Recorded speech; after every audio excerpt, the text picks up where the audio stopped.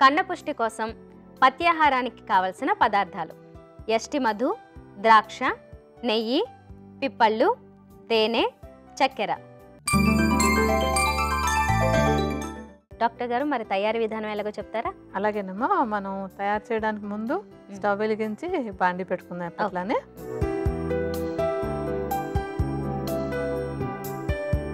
దీనిలో ఏంటంటే మనకి కొంచెం 2 స్టెప్స్ లాగా చేసుకోవాలి. మనం ముందు ఒక కషాయాన్ని తయారు చేసుకోవాలి.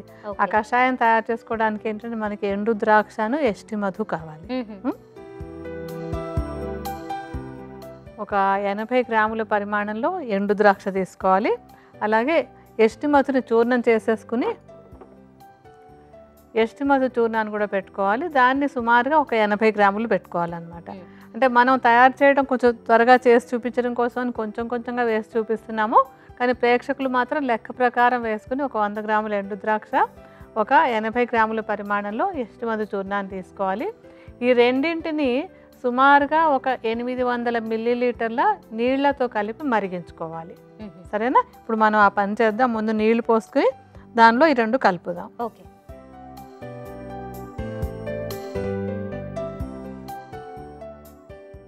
మనం ఇప్పుడు యష్టి మధు చూర్ణాన్ని, ఎండు ద్రాక్షని ఇందులో వేసేద్దాం.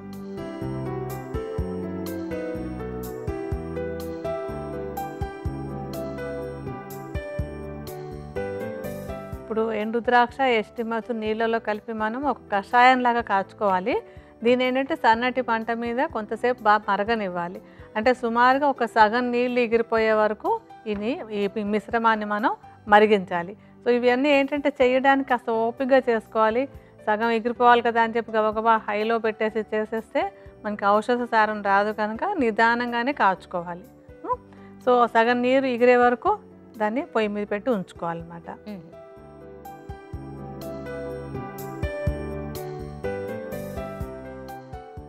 సో ఇప్పుడు మనకి బాగా సగం నీళ్ళు దాకా మరిగిపోయింది కదా. మనం ఇప్పుడు ఈ కషాయాన్ని తీసుకొని ఇందులో మిగతా ఇతర పదార్థాలు కూడా కలుపుకోవాలన్నమాట. ఇప్పుడు ఇందులో మనం కలపవలసినటువంటిది ఏంటంటే ముందు నెయ్యి. నెయ్యి మనకి ఈ కషాయంలో సుమారుగా ఒక 200 గ్రాముల పరిమాణంలో వేసుకోవాలి. మీరు లెక్కగా వేసుకోండి. మేము కొద్దిగా నేతితోటి చేసి చూపిస్తాం మీకు. సో ఇప్పుడు ఈ నేతిని మనం ఈ కషాయంలో కలిపేద్దాం.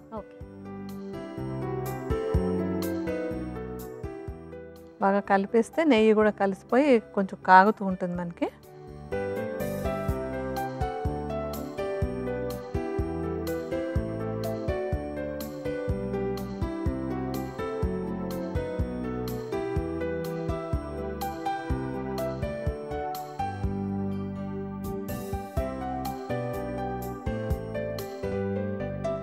ఇప్పుడు ఇందులో మనం కొంచెం పిప్పళ్ళ చూర్ణం కూడా వేసుకోవాలి. ఈ పిప్పళ్ళ చూర్ణం ఏమో 80 గ్రాముల పరిమాణంలో ఇందులో కలిపేసుకుందాం.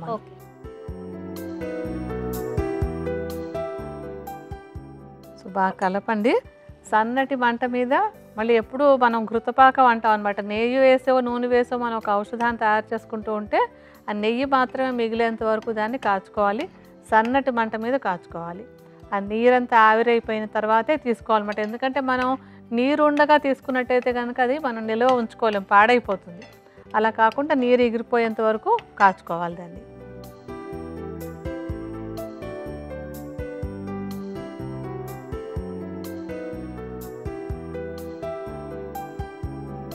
ఇంకా మనకి నెయ్యి మాత్రమే మిగిలింది కదా. స్టవ్ ఆపేద్దాము. ఆపేసి దీన్ని వడగట్టేసుకోవాలి. మనం వడపోసేసుకుందాం దాన్ని.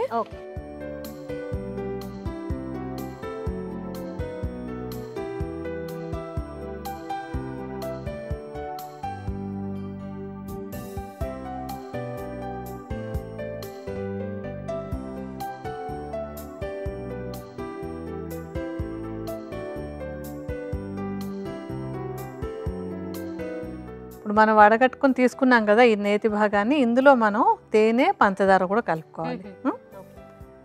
ఇప్పుడు లెక్క ప్రకారం తయారు చేస్తున్నప్పుడు ఏంటంటే ఇందులో సుమారుగా ఒక 100 గ్రాముల తేనెను కలుపుకోవాలి. మనం సుమారుగా కొద్దిగా ఇందులో తేనె కలుపుకుందాం. ఒక చెంచాడు తేనె వేయండి. పూర్తిగా ఒక నిండా చెంచాడు తీసి వేయండి. అది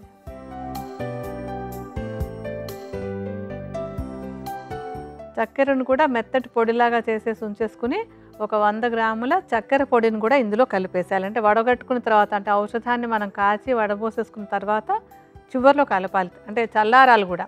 తేనె ఎప్పుడు కూడా వేడివేడిగా ఉండగా కలపకూడదు, కొంచెం చల్లారిన తర్వాత వేసుకోవాలి. ఇప్పుడు చక్కెర కూడా ఒక 100 గ్రాముల చక్కెరని అందులో కలుపుదాం. ఓకే.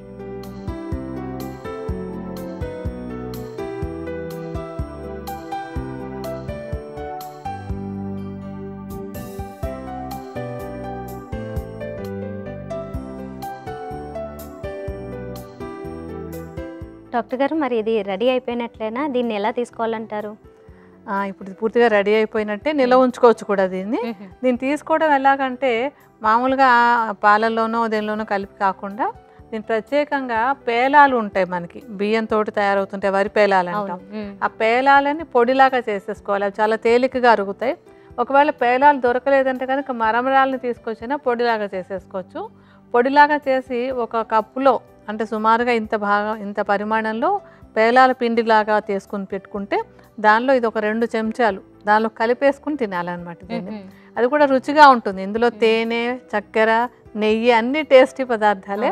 సో వీటన్నింటినీ ఆ పేలాల పొడి కానీ లేకపోతే మరమరాల పొడితో కానీ కలిపి ఒక కప్పు పొడిలో ఒక 2 చెంచాలు కలుపుకొని నిత్యం తీసుకుంటూ ఉన్నట్టయితే కనుక కండ పుష్టికి ఇప్పుడు మనం చేసుకున్నటువంటి పథ్యాహారం చక్కగా ఉపయోగపడుతుంది.